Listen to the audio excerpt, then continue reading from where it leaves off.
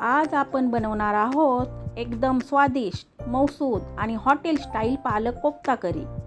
पालकाचे नरम कोफ्ते आणि झणझणीत रेसिपी एकदा खाल तर पुन्हा बनवाल. ही रेसिपी तुम्ही चपाती, नान किंवा राईस सोबतही खाऊ शकता. तर चला मग सुरुवात करूया आपल्या आजच्या खास रेसिपीला. पालक कोफ्ते बनवण्यासाठी इथं मी एक जुडी पालक स्वच्छ धुवून घेतलेला आहे. आता आपण ह्याला बारीक चिरून घेऊयात.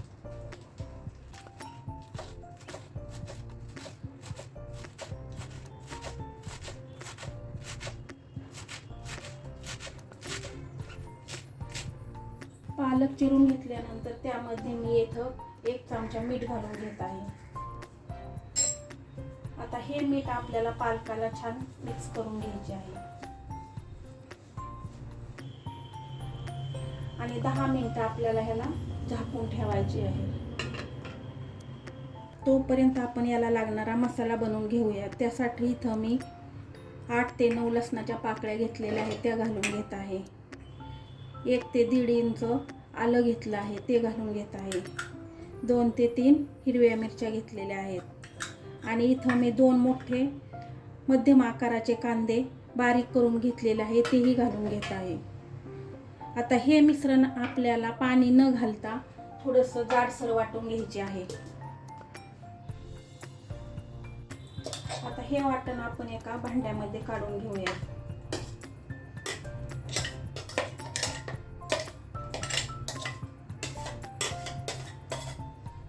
येथे मी 2 मध्यम आकाराचे टोमॅटो घेतलेले आहेत, त्याचेही आपल्याला पेस्ट बनवायची आहे. 10 मिनिटं झालेले आहेत. आता आपण पालक बघूया. हे बघा, आपल्या पालकाला खूप पाणी सुटलेलं आहे. आता हे पाणी आपल्याला त्यातून काढून घ्यायचं आहे आणि असा पालक पिळून घ्यायचा आहे.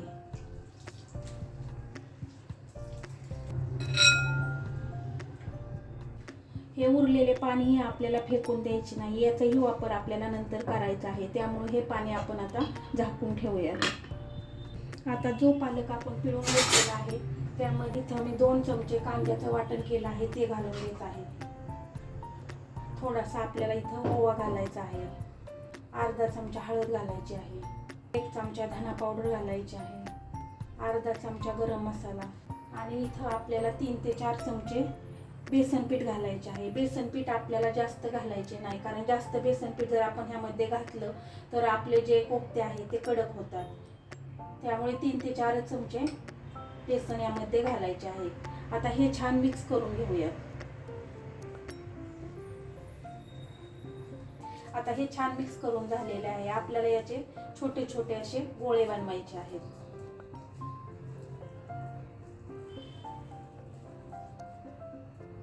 अशा प्रकारे आपल्याला सर्व गोळे बनवून घ्यायचे आहे.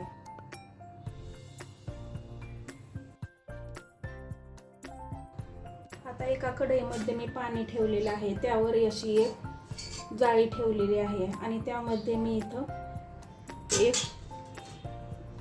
चाळणी ठेवलेली आहे. ह्या चाळणीला मी तेल लावून घेतलेले आहे. आता ह्या चाळणीमध्ये आपल्याला आपले कोफ्ते घालून घ्यायचे आहेत.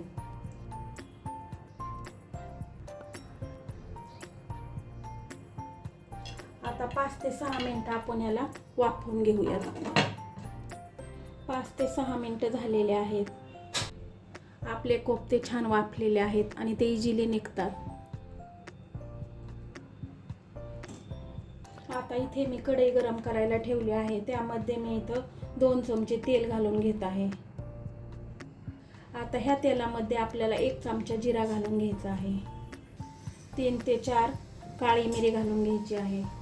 थोडा दालचिनीचा तुकडा घालून घ्यायचा आहे आणि इथं मी 2 हिरव्या वेलच्या घेतल्या आहे, त्या घालून घेत आहे. आता ह्यामध्ये आपण जे कांद्याचं वाटण केलं होतं ते घालून घेऊया.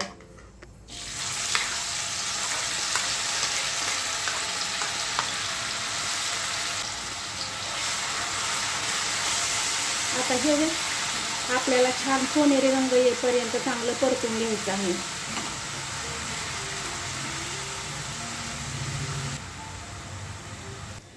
आपला कांदा छान सोनेरी रंगावर परतलेला आहे. आता त्यामध्ये आपण मसाले घालून घेऊयात. तर पहिल्यांदा मी इथं हळद घालून घेत आहे. धना पावडर 1 चमचा घालून घेत आहे आणि 1 चमचा काश्मीरी मिरची पावडर घालून घेत आहे. आता हे सगळे मसाले आपल्याला इथं छान मिक्स करून घ्यायचे आहेत.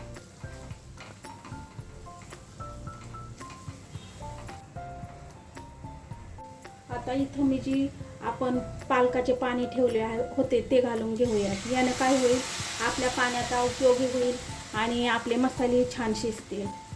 आता ह्या पाण्यामध्ये आपल्याला आपले मसाले शिजवून घ्यायचे आहेत.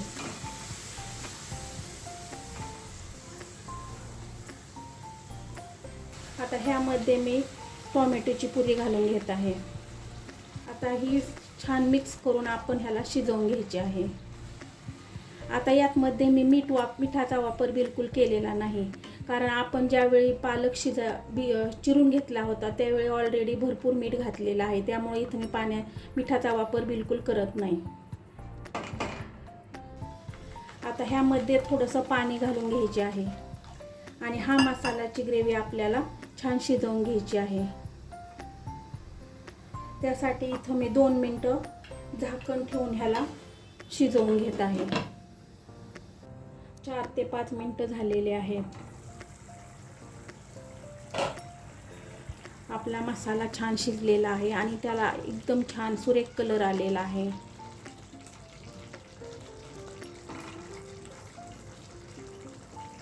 आता ह्यामध्ये मी 1 मोठा चमचा दही घालून घेत आहे. दह्यामुळे आपण जी भाजी बनवतो त्या भाजीची टेस्ट एकदम छान होते, तिची चव चांगली होते. आता हे दही आपल्याला या मसाल्यामध्ये छान मिक्स करून घ्यायचे आहे. आता आपले दही आणि मसाला छान मिक्स झालेला आहे. यामध्ये आपण थोडं पाणी घालून घेऊयात.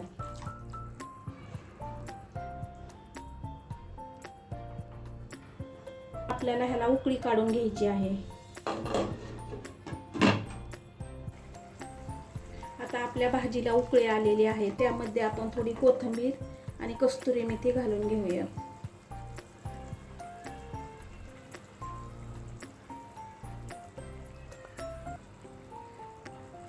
आणि ह्यामध्येच आता आपण जे कोफ्ते बनवलेले आहेत ते घालून घेऊया.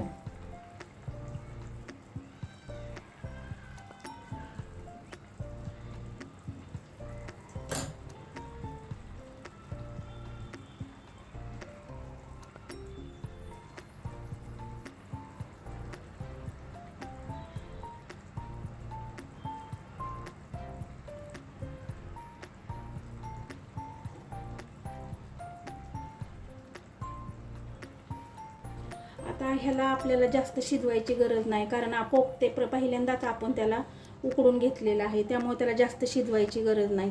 फक्त 5 मिनिटं आपण ह्याला झाकण ठेवून थोडंसं शिजवून देऊ. म्हणजे काय होईल, जे कोफ्ते आहेत ते ग्रेव्हीमधलं जे पाणी आहे ते शोषून घेतील आणि आपली जी ग्रेव्ही आहे ती दाटसर होईल. 5 मिनिटं झालेले आहेत. आपण झाकण काढून बघूया.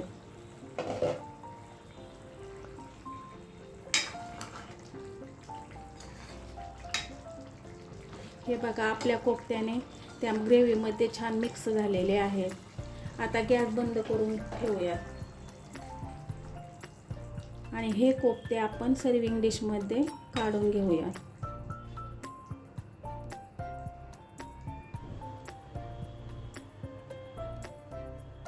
अशा प्रकारे पालक कोफ्ता तयार आहे.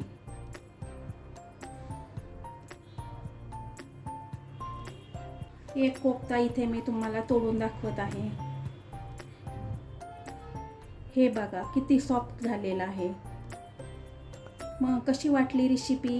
तुम्हीही नक्की ट्राय करा आणि आवडल्या असल्यास लाईक, शेअर आणि सबस्क्राईब करायला विसरू नका. पुन्हा भेटूया अशाच नवीन रेसिपीसह.